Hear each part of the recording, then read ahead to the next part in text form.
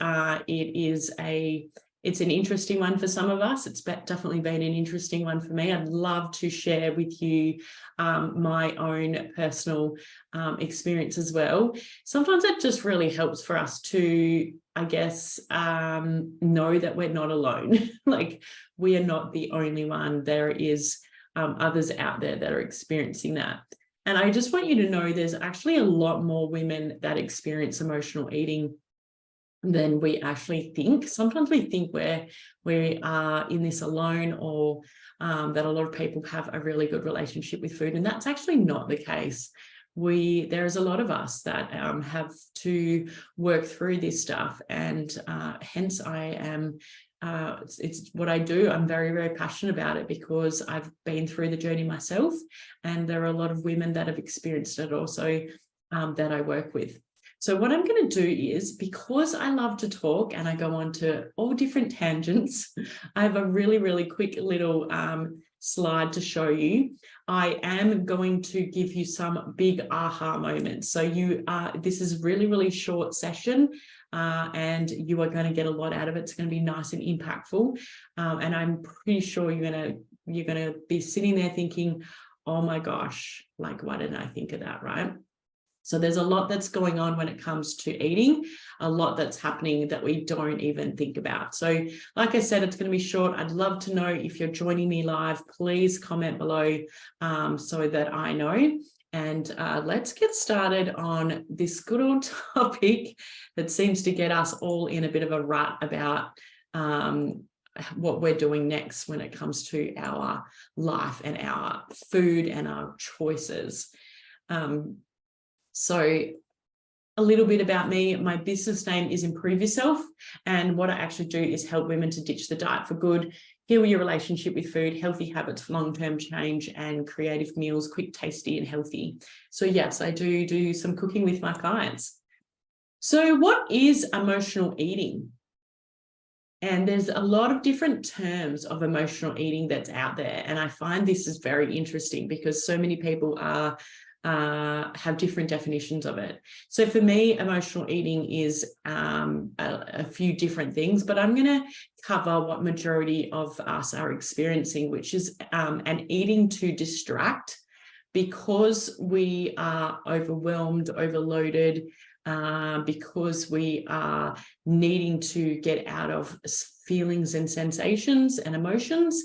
We will be eating to distract ourselves so that we can get away from those particular experiences that we're having. So we'll actually eat to distract ourselves. Other times is eating to forget.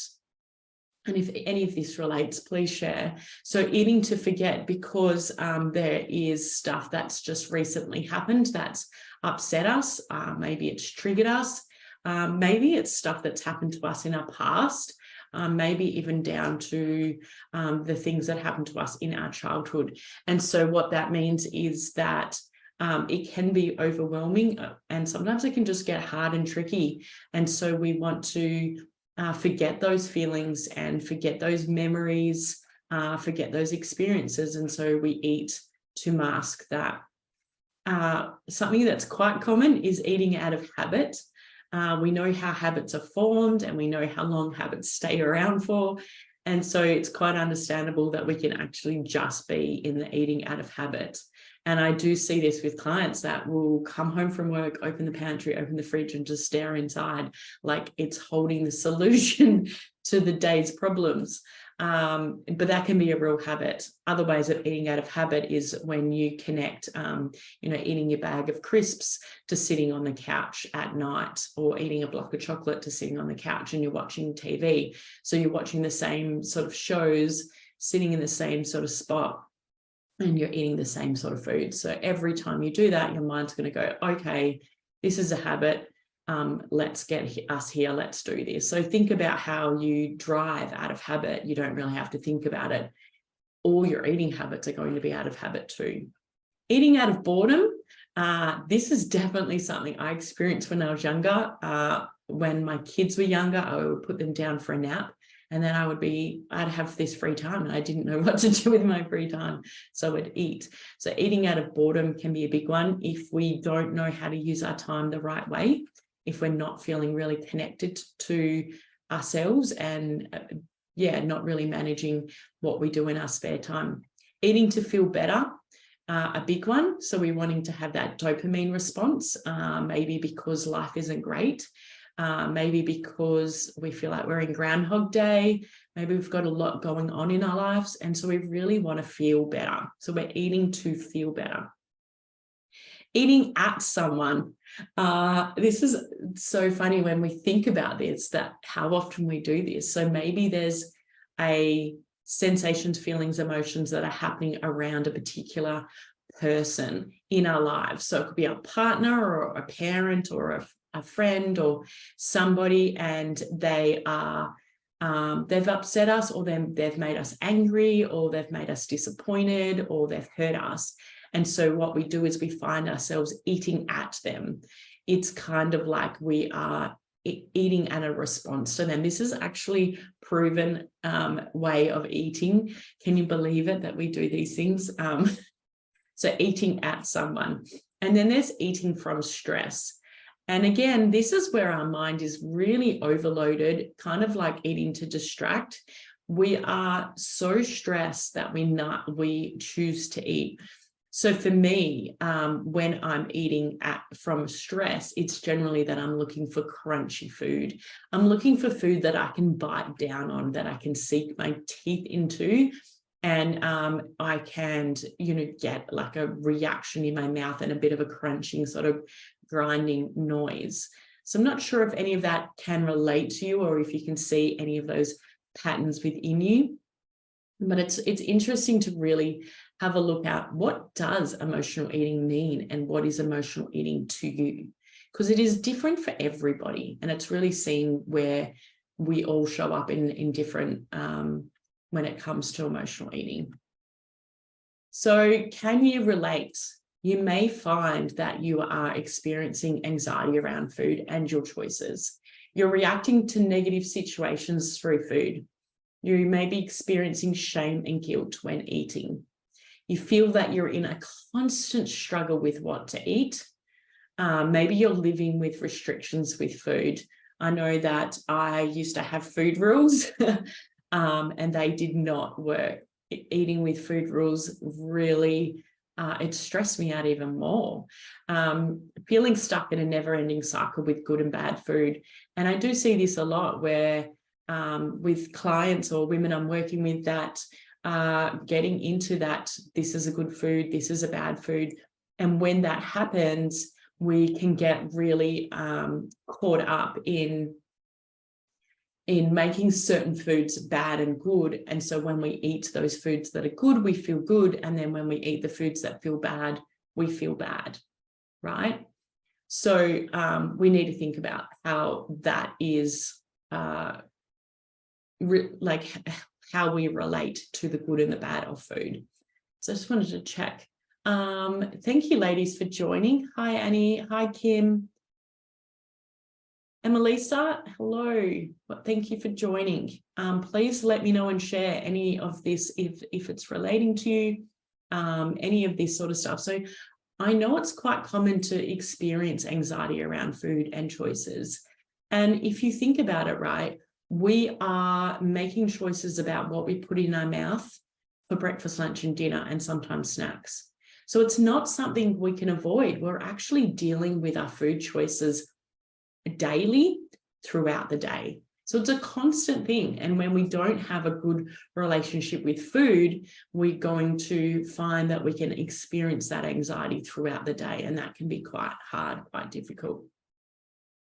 So for me, my first step was really recognizing I had a problem. This is a picture of me with my daughter, my firstborn, many years ago. So this is about 15 years ago. I was not very healthy. I was eating jelly beans in the pantry. I was sneakily eating. You may have heard me tell this story, but we were painting our house at the time, and I was making my husband paint a lot, because if you bought 2 tins of Dulux paint, you would get a whole 10-litre tin of jelly beans. And I became obsessed, like to the point where I would eat in the pantry. I'd hide food in my glove box. We did a lot of painting. And I started to really spiral where little things would make me eat. So it started off just small and it slowly increased. And I would, as soon as I was triggered, I would binge eat. A big one that I realized was I didn't know how to regulate my emotions, so I ate them. I didn't understand. I couldn't name and connect with my emotions. They made me feel very overwhelmed and they made me feel out of control, and I didn't understand them and I didn't understand myself. And so from that created the relationship I had with food, where when I felt emotional, I would eat. When I didn't feel emotional, I would eat, because I didn't know how to connect to those emotions that I was experiencing. So a little bit about me. I've been in this industry for 20 years. I've been coaching for nearly 10 years. I am all about health and mindset. Getting nutrition into our body can really change the way we feel about ourselves, how we can feel about our energy levels, how we can feel about our overall well-being, and just being, I guess, excited about life is really connected to our food and our relationship with food. And a lot of that, for me, when I studied nutrition, I was understanding nutrition. I thought, you know what, this is exactly what I want to be doing. Like, I was so excited. And I started working with women, and I realized that I can teach clients everything about food, but if we don't change the mindset, then we can't change everything else. You know, we have to change the mindset too. And I want you to know that I do know the struggle. I have been there. I have been up and down. I clearly remember some parts of my journey, which were, I can look at it now and go, wow, that was full on. And I didn't have all the support that I give my clients now. And I can relate to them and what they're experiencing, because I've been there too. And we can get so stuck in the loops, repeating over and over and over, especially when it comes to food. And we can get stuck in our head when it comes to food, or we can get stuck in trying to do too much and make too many changes. So I want you to have a think about, how is your relationship with food right now? We get really caught up in the busyness of life. We get so busy.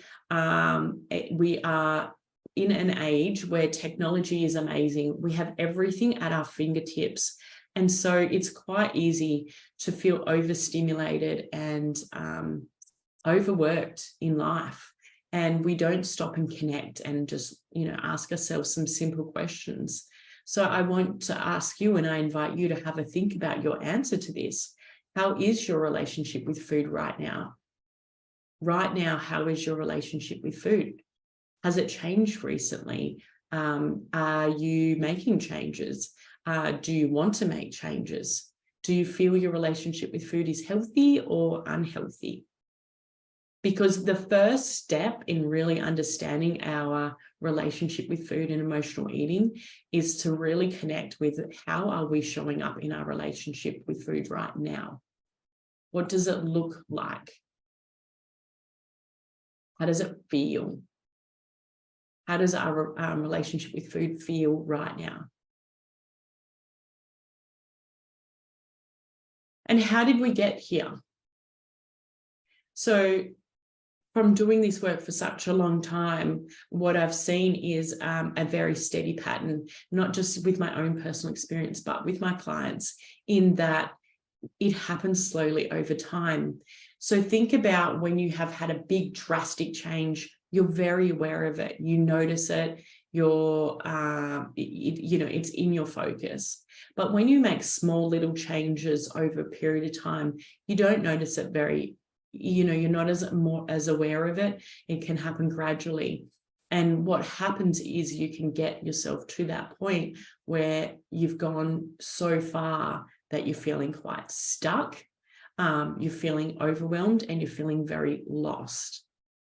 And you're feeling that because it hasn't been something that's happened overnight. It's been a gradual process of these habits that are just snowballing, and these patterns of behavior that just keep increasing and increasing until you've got yourself to that point where your emotional eating is to some degree out of your grasp. And what I find with women is we kind of notice it through our weight. So we may be very gradually putting on weight and we're noticing that a little bit.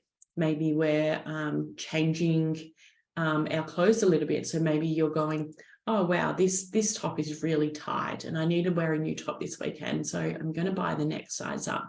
So you go and buy the next size and you think, well, I don't know how that happened, but I definitely want to feel better in my clothes. So I'm just going to buy that next size and I will feel better. So you start wearing that next size up.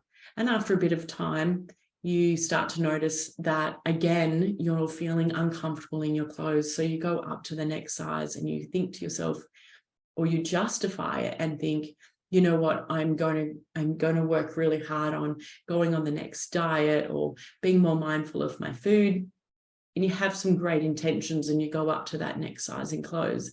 And gradually, the eating habits, the putting on weight and the justifying and looking at things like diets and restrictions, they start to really increase, and we can lose control of what is most important, and that is our relationship with food.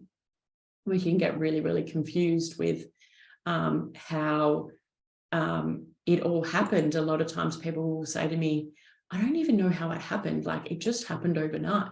It never does. It is a gradual thing.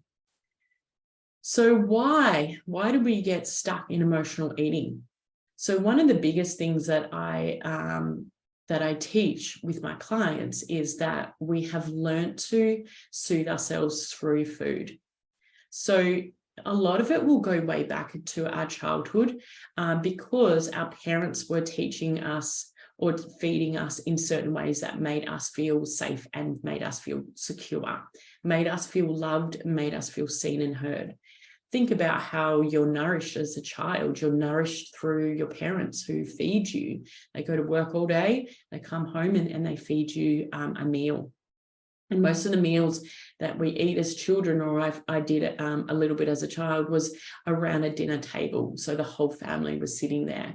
So when we're in our family, not all the time, but majority our family, or however that looks to each person, it's generally connected to feelings of safety and security. We feel nurtured and loved. And then if there is any feelings of void, they're generally temporarily reduced by food. And so this is how we start to learn how to soothe ourselves when we don't feel good. So when we're feeling uncomfortable, when we're feeling emotional, when we're feeling exhausted, overwhelmed, like we're done, then we need to soothe ourselves, and we get into that habit of soothing ourselves through food. We've also really lost the ability to hear and know what your needs are and have no awareness to body cues. So we need to look at, what is it that's happening when you are going and eating that food? Because there's actually things that are going on in the background that you may not even be aware of. There is not just the habits, but there is some subconscious behaviors that are happening, and you are not listening or hearing your body's symptoms, your body's cues, and your body's way of talking to you. So your body will whisper to you, it will talk to you, and then it starts yelling at you. And by the time we get to yelling, we're generally at that point where we're not looking after ourselves. We're feeling very unwell. And we need to look at, what is it that got us to this point where our body feels the need to yell at ourselves? It's generally because we didn't listen. We weren't listening. Yeah. And that's not entirely, a bad thing. It's just that that's where we are in our life because we're busy, because we're looking after other people, because we're focused on other things and didn't realize that this is, happening.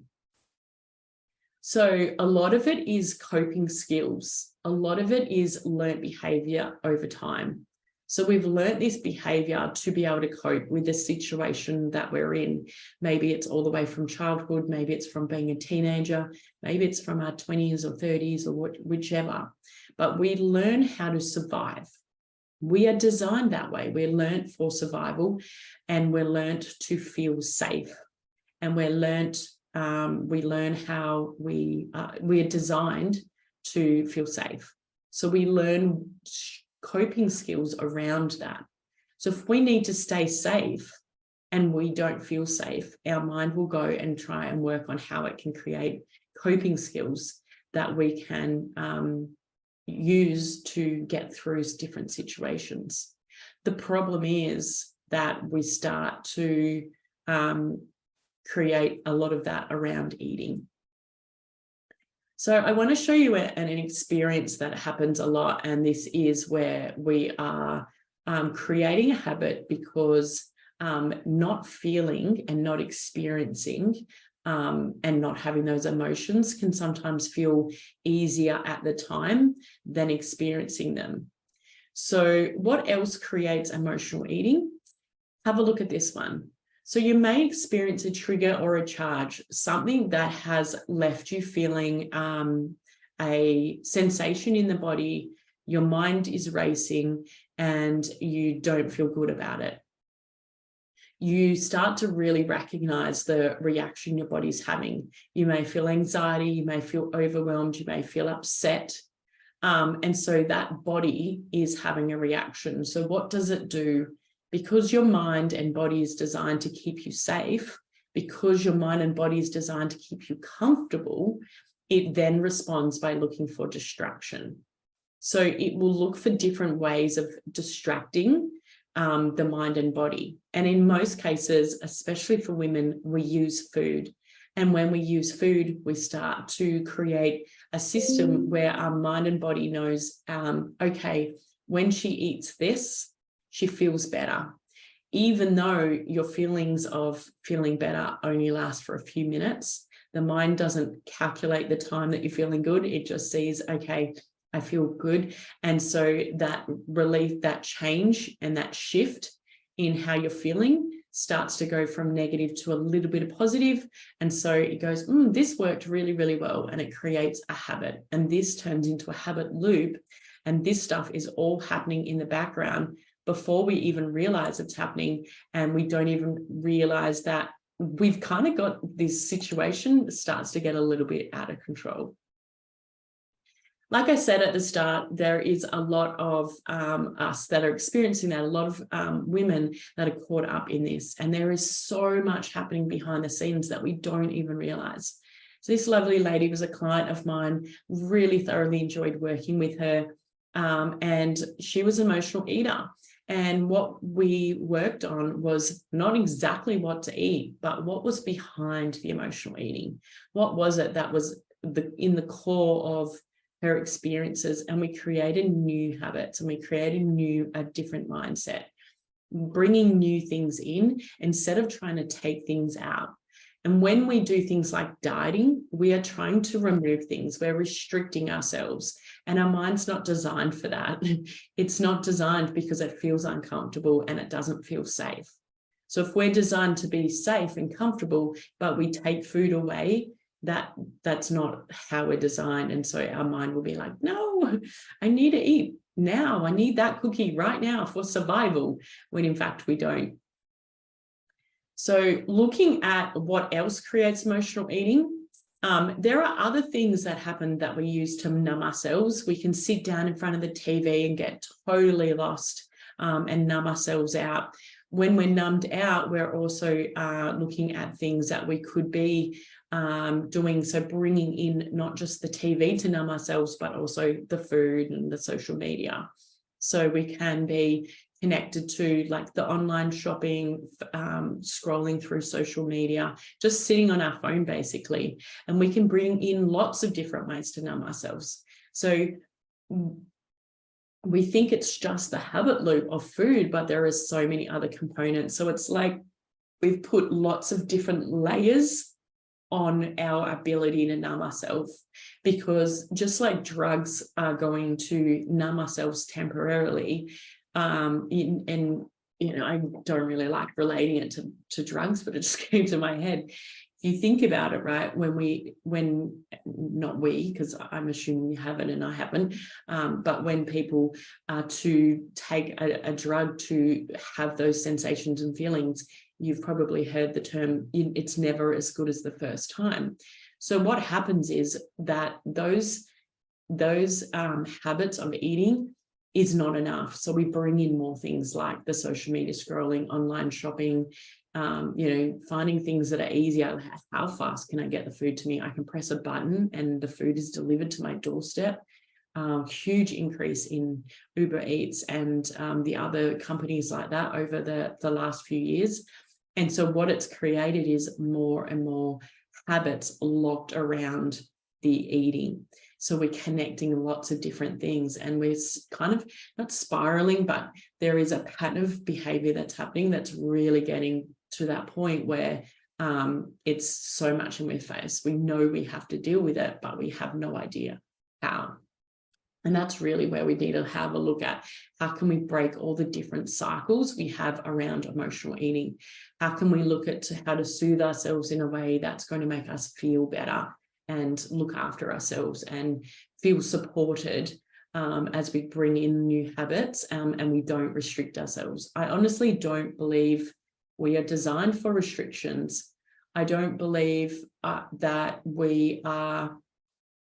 I don't believe we're designed to have good and bad foods, or you can and can't have this, or the sort of things that are going to make us feel even more low.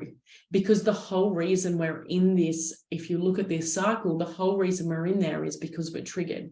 So if we're restricting foods, we're going to feel more and more triggered, right? And that's not what we want. We don't want to feel triggered at all. We want to feel safe. We want to feel comfortable, and we want to feel like we have confidence in our choices of food. We want to feel confident. And so this is the work that I do with clients. It's really understanding that, emotional eating is normal. It's that your mind and body is designed to get you to safe and comfortable. And when it's designed to get you to safe and comfortable, it's going to use whatever it needs. So it's used food because it's readily available. It can be delivered to your doorstep. It is something that we can have control over. And we're doing it all day, every day, because we need food for fuel. So it's really looking at, okay, what are the patterns of behavior you've had in the past and what do you want to change in the future? Because you are stuck in an emotional eating cycle for a reason. And unfortunately, it's not like it's one thing. It's really looking and addressing all the different things that get you into that spiral, all the different things that get you into that cycle of eating that over time creates an unhealthy relationship with food. Over time creates an addiction to food. Over time teaches you to use different things as a crutch. And what we do is then we don't know how to deal with our emotions, our feelings, any negative situation. We lose touch of how to do that. We also lose touch of how to connect and listen to our body when it needs us most. We lose touch of what symptoms our body's giving us. And unfortunately, for most of women, that emotional eating is connected to weight gain. And they say that women average 2 kilos a year. If you're gaining 2 kilos a year in 10 years, that's 20 kilos. So how do we lose weight or maintain a healthy weight without dieting, without having to be restrictive with food, without having to, I just seen a spelling error there, without having to really work at it? Like, how can we do it in a way that's healthy for our mindset and healthy for our body? that doesn't create more restrictions, doesn't create more triggers, doesn't create more unhealthy habits with our food. So I am offering a complimentary free 30-minute health audit. I will pop the link in under here for you. I've just closed out of it, so I can't. Oh, no, I have got it. So you are more than welcome to book in for that. It's obligation free, so you don't have to. I'm just popping it in here for you. You don't have to feel obligated or anything like that. But what I do is really go through with clients, what are your eating patterns? Let's have a look at what it is that you've been doing. And there's no right or wrong, and there's nothing I haven't seen before, I can assure you. So that is something you're welcome to do. Jump on there and be able to have a look at what are your patterns of behavior. Let's work out what your eating cycles are and look at how we can break your eating cycles. I also have a masterclass in May, Say Goodbye to Emotional Eating. I go really deep on this particular subject. So we really look at a lot more in depth of what you've been doing, why you've been doing it, and how to make those changes. So if you're interested in joining the masterclass, please comment below and I will make sure that I send you the link to register. It is free. If you are inside this Facebook group, you are most welcome to join that masterclass for free. So I'll make sure you get the link so you don't pay for that. And it's really, really spending that time, an hour with me, going in and seeing a lot more detail of what's going on in your eating cycles, patterns. But like I said, you're welcome to book in for a chat with me as well. I work with thousands of women over the years in this particular area, and I've experienced it before. So the best thing is to know that we're not stuck like this. We can make the changes. We can, move and create a different future based on looking at what these cycles are and how we can break them. How we're feeling really lost and stuck, but it's actually something that we can change. And one thing for me is that I had the biggest aha moment was I was getting sick a lot. I was at that point where there was so many different health issues, and I kept going to the doctors and other health practitioners, sort of saying to them, this is happening and this is happening. And I wasn't getting any answers. There was no mention of food. There was no mention of lifestyle changes. There was no mention of anything to do with mindset. And I understand now that doctors have their place. And sometimes what we're actually looking for, yes, we do need solutions to our health, but what is the root cause? What is behind everything that's happening? So our way our body is presenting ourselves, what is behind that? How are we showing up in a way that is not serving us? So why are we putting on the weight? Why are we having the health issues? Instead of just addressing them, like, why is this happening? What's behind that? And there is so much to discover. I was getting sick all the time, like ridiculous. I was constantly dealing with some pretty big health issues. I had big problems with my gut. I had acne problems. I had skin problems. I had chronic fatigue. I was getting diagnosed with autoimmune diseases, which I have been able to reverse them. So many different things. And more recently, got Ross River virus. And to be able to show up for my clients, work, still go to the gym, still go on adventures and still work really crazy hours and have a pretty crazy lifestyle, because I love to do everything. I wouldn't be able to do it if I didn't live the way I lived. And I know so many people that say to me, Melissa, how do you do all this? I do it all because of the way I live. I know that we can do so much with our lives, and I've experienced it myself. So I invite you to share your experiences in the comments below. If you'd like to join the masterclass, please comment. Or even better, take up the opportunity to have that free health audit, and let's really look at the cycles that you have, what it is that you're doing, what you've got a bit of a pattern in. I'd love to help you work that out. And I'll just jump on and see if there's any comments before I wrap it up, because I know I've gone 6 minutes over. Masterclass, yes, absolutely. It's not showing me all the comments, unfortunately. So what I'll do is I'll go back and have a look at the comments after and post them on here. So I just wanted to say thank you so much for joining me. I have more exciting stuff to share with you every week here. So most of the sessions will be on Wednesdays at lunchtime, where these are going to be great 30-minute sessions where we can deep dive into some of the stuff that you've got going on. You may enjoy the rest of your Wednesday. Take care, ladies. Bye.